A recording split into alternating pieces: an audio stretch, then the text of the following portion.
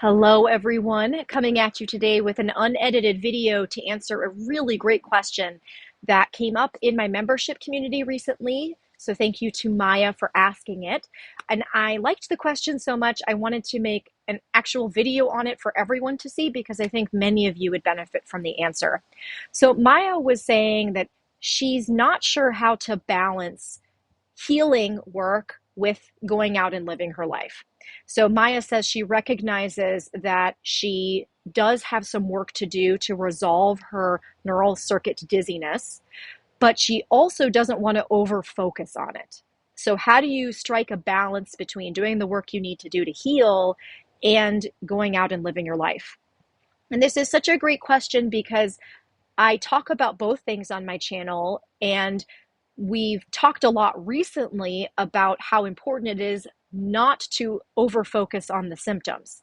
As we've talked about extensively, the more we focus on symptoms specifically, the more we send a message to the brain that the symptoms are important, and the more the brain is going to turn that volume dial up on the symptoms. So we really don't want to spend all day long doing healing work. And I have seen people fall into this trap. Their entire life revolves around healing, and that completely backfires because, again, all they're doing is over focusing on the symptoms. So not good on that extreme, right?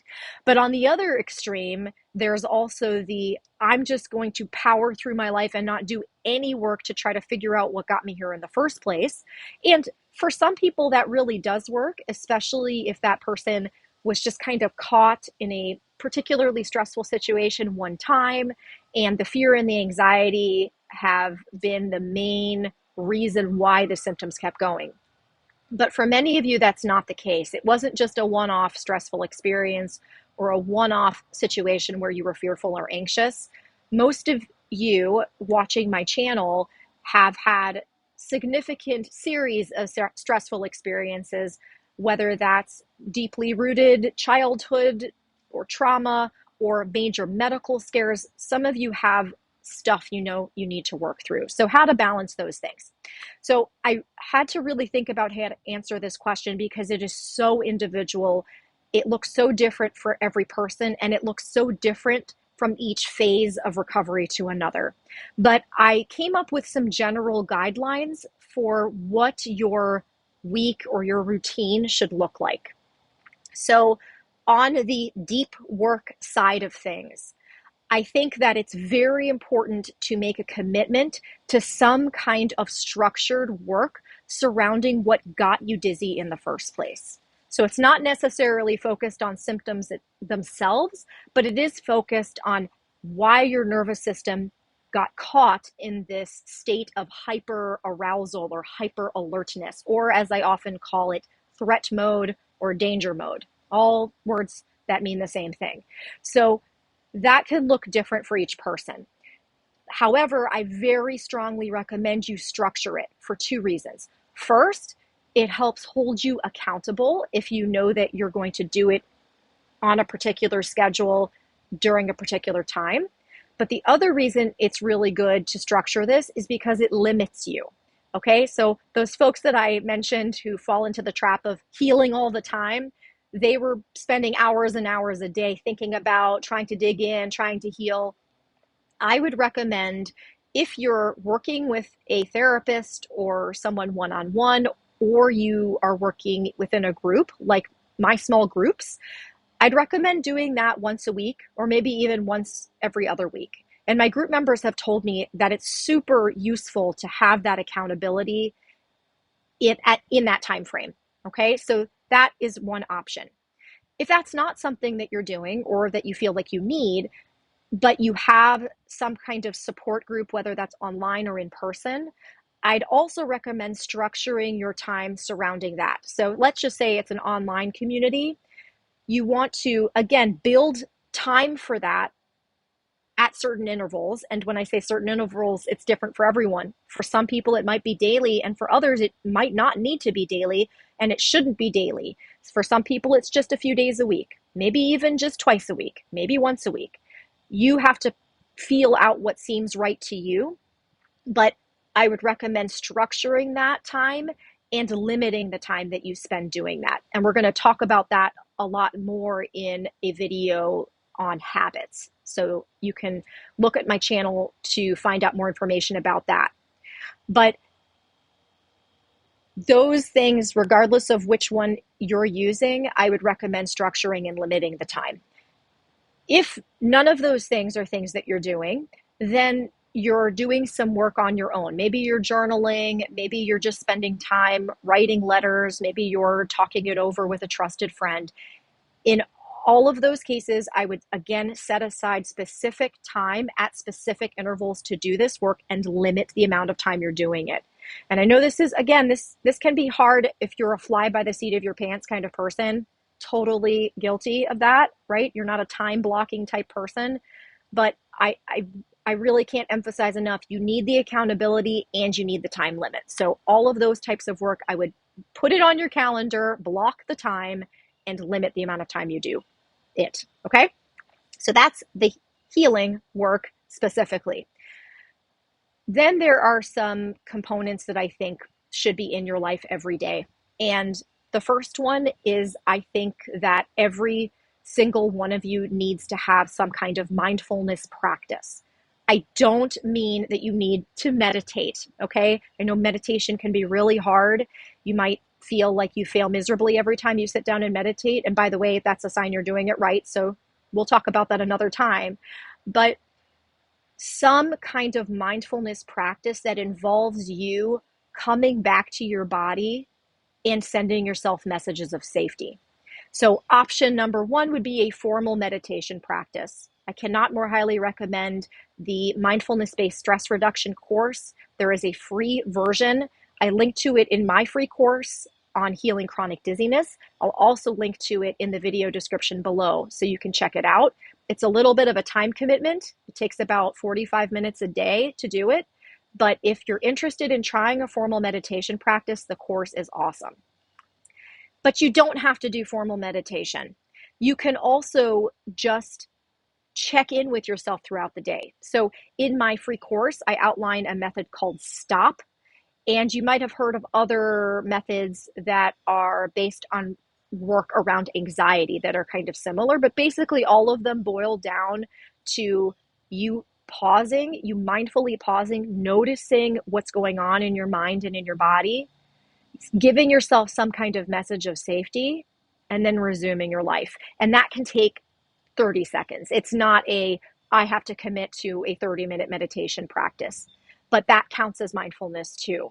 And the more you practice that, the more likely you are to catch things that are bothering you before they spiral out of control. So from what I've seen, the folks that I've worked with, the ones who recover have some kind of mindfulness practice every day.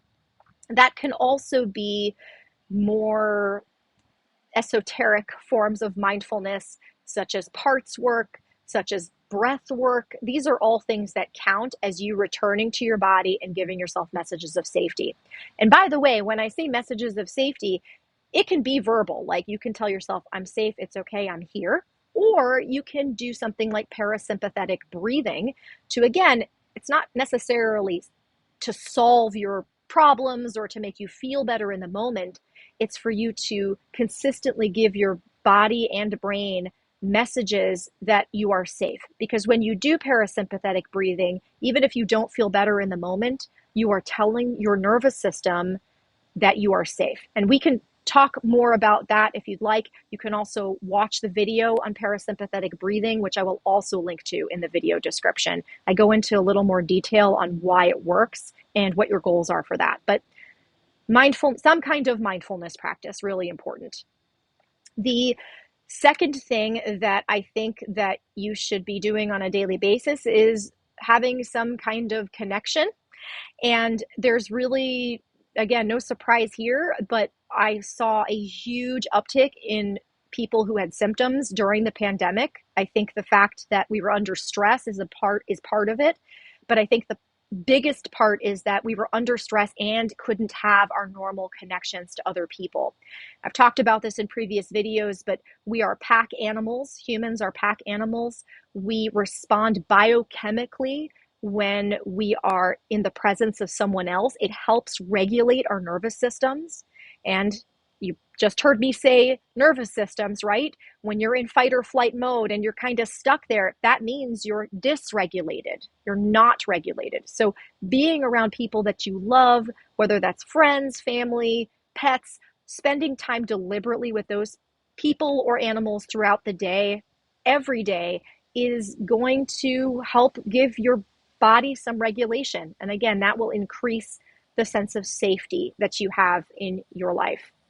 I also think that it's really important to have some support. And this kind of goes along with connection, but there should be some person or people in your life that you can go to when you want to express your feelings. And this does not, again, need to be dizziness specific. In fact, I would recommend in some cases that it not be dizziness specific. If you're particularly obsessive right now, I would focus just on talking about the things that you feel and the things that have been bothering you. Again, we talked about this in previous videos, but one of the problems that people with chronic dizziness tend to encounter is they have a difficult time feeling and regulating in response to difficult emotions. So having a connection with someone and being able to rely on that person to help you through the feelings can be really helpful. And I want to say a word here on that. I really want you to focus on practicing feeling rather than practicing thinking about feeling. So a lot of times when we talk to a friend, what we're doing is actually ranting, right? We're like, I'm so mad, I can't, we're telling the whole story. I want you to let go of the stories and just feel and focus on what you're feeling in your body and talking to your friend about what that's like for you. So the question your friend should ask or your loved one should ask is, what was that like for you? Or what is that like for you right now when you talk about it? So not focusing on the content, rather focusing on the emotion surrounding it. Because again, we have a lot of evidence from research on chronic pain that this kind of expression helps people get better. Okay, so to sum it up, we talked about having some kind of structured accountability around the work that you need to do to heal. And then we talked about having some kind of daily mindfulness and connection practice. So those are the things that you should do in order to keep moving forward with your recovery, in my opinion. The time frame and duration look completely different for each person, so you'll have to play around with that. But let me know what you think about this. Let me know if you try this, and if you have any further questions, just drop them in the comments. All right, guys. If you enjoyed this video, please like, share, and please subscribe to my channel. I will talk to you guys soon. Take care.